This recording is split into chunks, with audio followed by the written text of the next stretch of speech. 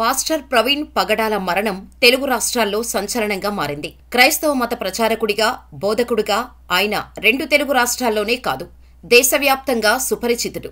అలాంటి వ్యక్తి సడన్ గా చనిపోయారనే వార్త క్రైస్తవ సమాజం నమ్మలేకపోతోంది. అదే సమయంలో ఆయనది అనుమానాస్పద మృతిగా తేలటం ఇక్కడ సంచలనంగా మారింది. ప్రవీణ్ పగడాల విజయవాడ నుంచి రాజమండ్రి వెళ్లి, రాజమండ్రి నుంచి రాజానగరం వెళ్లేటప్పుడు బుల్లెట్పై వెళ్తూ రోడ్డు పక్కన చనిపోయి పడి ఉన్నారు. స్థానికులు కొందరు ఆ వైపుగా వెళ్తూ ఆయన మృతదేహాన్ని చూసి పోలీసులకు ఫిర్యాదు చేశారు. ఆయన డెడ్ బాడీ చూసిన వారు ఇచ్చిన సమాచారం ప్రకారం ఆయన్ను ఎవరో చంపి పడివేసి ఉంటారని ఆరోపణలు వినపడుతున్నాయి.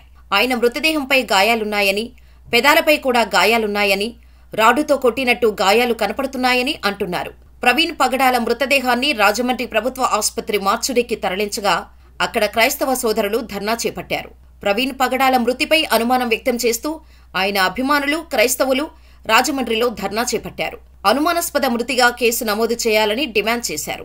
మతోన్మాదులు ఆయన్ని చంపి ఉంటారని వారు అంటున్నారు. గంటల తరబడి రోడ్డుపై ఆందోళన చేస్తున్నా తమను ఎవరూ పట్టించుకోవట్లేదని వారు ఆవేదన వ్యక్తం చేశారు. పోలీసులు వెంటనే స్పందించాలని కోరారు. గతంలో ఆయన్ను చాలా మంది బెదిరించేవారని, ఆయనపై దాడి చేస్తామని కూడా హెచ్చరించారని అంటున్నారు. ఇటీవల ప్రవీణ్ పగడాల కూడా తనపై దాడి జరిగే అవకాశం ఉందని అనుమానించారని, దానిపై ఆయన ఒక వీడియో పోస్ట్ చేశారని చెబుతున్నారు. తనకు ప్రాణభయం ఉందని ప్రవీణ్ పగడాల చెప్పినా కూడా పోలీసులు ఆయనకు రక్షణ కల్పించలేకపోయారని ఆరోపిస్తున్నారు. ప్రవీణ్ పగడాల క్రైస్తవ మత బోధకుడిగా 2 తెలుగు రాష్ట్రాల్లో అనుచరుల్ని సంపాదించుకున్నారు. కడప జిల్లాతో ఆయనకు అనుబంధం ఉంది.